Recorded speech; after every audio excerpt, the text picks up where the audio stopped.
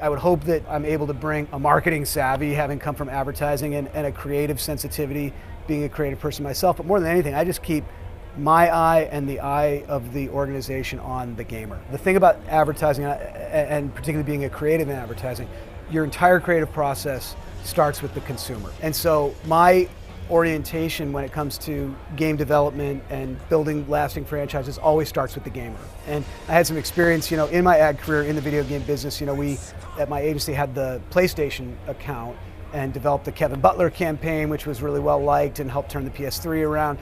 We really got to know through that process the voice of the gamer. And if you remember that campaign, every ad started with a letter from a gamer. Dear PlayStation, So it's all about the feedback loop. It's all about the sort of constant dialogue and give and take that's very unique to this industry between the creators and the fans.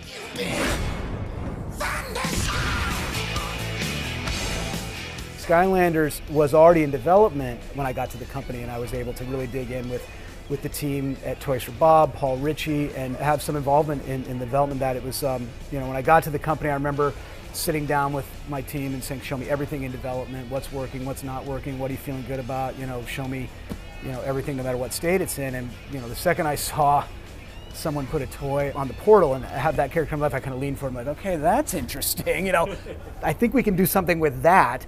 Now at that point, it didn't look, they weren't Skylanders yet. I think the toy that they put on a character was called like Troll or something like that, or Wizard. They were sort of archetypal characters that they were just, just playing with the idea of a toy coming to life. And from there, we developed the whole mythology, we developed the story, the whole look, the name, the idea that they're, one of my favorite things about Skylanders is that story element that these aren't toys. These guys are frozen in our dimension, but they're alive inside, and only you, young Portal Master, can free them back to Skyland so they can save the day. That gives the kids such a sense of empowerment and involvement in the narrative, and I think it's actually one of the secrets to the success. So I've got a real soft spot in my heart for Skylanders, and I think that both Toys for Bob and now Vicarious Visions, they did the 3DS games in the past, and they did a great job with them, and now they're getting to do the main release title this year with Swap Force, and it's great. It's just a lot of fun. We strategically made a decision to have Spyro's name in the subtitle, and there was a reason for that. Spyro has a kind of built-in fan base, and it's not probably Mario in terms of awareness, but there's definitely a lot of love for Spyro, and so we thought it was an asset, and also the game itself felt like it had some relationship to past Spyro games, just in sort of the tone and the look and the feel of it. But it was a new IP. It was a Skylanders game first, and obviously a Spyro game second. The hardest thing about launching Skylanders was the skepticism that we encountered at every turn. It didn't make much sense on paper. You couldn't point to a lot of graphs that had arrows pointing in the direction of get into the kids market and to the toy manufacturing market right now. Other publishers were leaving the toy category at that time. The Wii was starting to falter as a platform which people associate with, being primarily a strong kids device. There were a lot of, people kind of scratching their heads saying, why are you guys getting into this? We don't get it. There was a good reason. The reason was because we were watching kids interact with this thing and they loved it. And, I've done a lot of, as you can imagine with the background in advertising, I've done a lot of consumer testing of creative ideas in my life. And usually there's three categories. There's people who don't like it, there's people who like it, and there's people who are neutral. And the only variability is the size of those three populations. This had one population.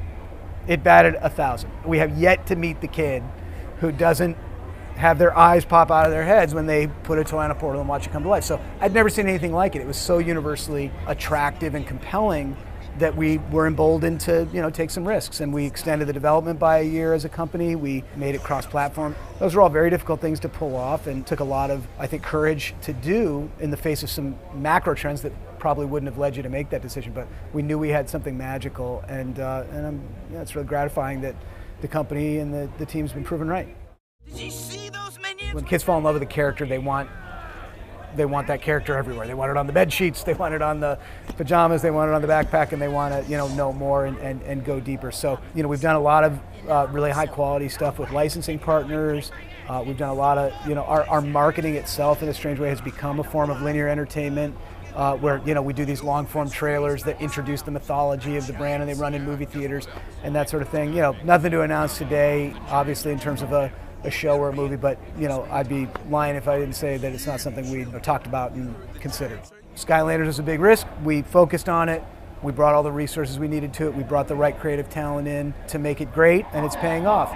We've done the same thing over the years with Call of Duty. I would argue, better than anyone. We've kept that going long after all the skeptics thought it would start to falter, and yet it still gains momentum and still gains in size and engagement. Do you guys understand why they became phenomenons? Look, both of them have taken a lot of commitment of resources and time and capital.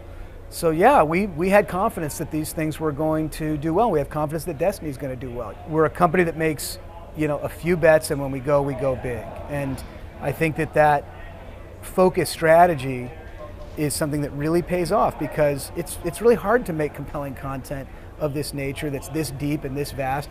And I like that everybody's focused on doing a few things exceptionally well and getting them right. Obviously, it starts with creative talent at our development studios. They know how to make great games, but it involves a lot of good work by a lot of different people from a lot of different disciplines to make these things catch fire. But did we sit down and know ahead of time how successful they would all be, and what if not? No, of course, sometimes it even exceeds your own expectations, but we had confidence that they were winning ideas.